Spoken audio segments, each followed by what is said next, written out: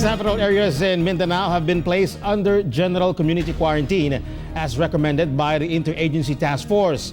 We have RTV1 Mindanao's Sheila Vergara Rubio for the details live. Sheila.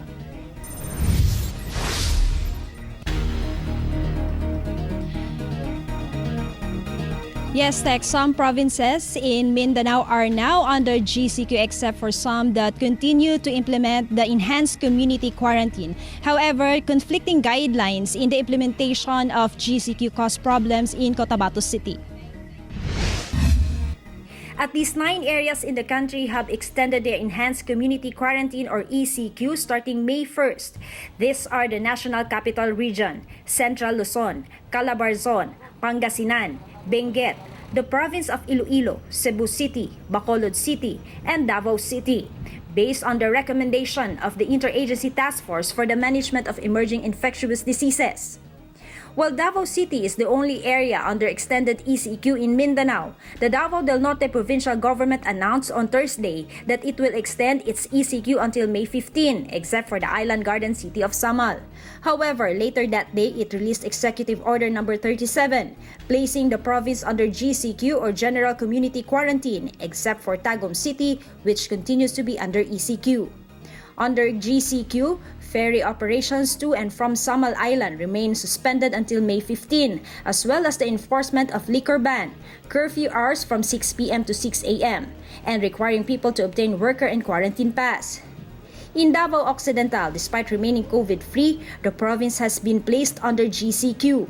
However, despite being under GCQ, Jose Abad Santos Mayor Jason John Joyce explained that residents stranded in other areas, especially those in areas classified as high risk, are discouraged to return home. However, those who intend to go back home need to acquire a medical certification and must undergo 14-day quarantine.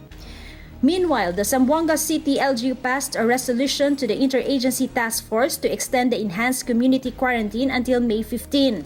This was after more COVID cases were reported and many suspected COVID patients are still in hospitals and quarantine facilities. Zamboanga del Sur Governor Victor Yu also requested the IATF for an extension of the ECQ in the province. He said they are not ready to be placed under GCQ as they fear the continued rise of COVID cases in the province and that strict policies should remain to prevent the spread of the disease.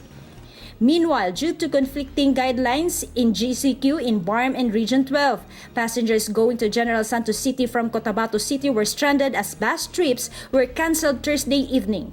Buses are allowed to travel from Cotabato City to Jensen, but they are not supposed to drop or pick up passengers in the South Cotabato area.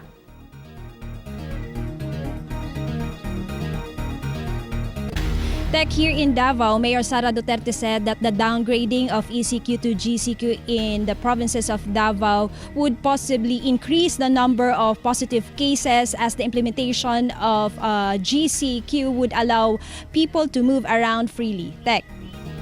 Okay, thank you, Sheila Vergara Rubio.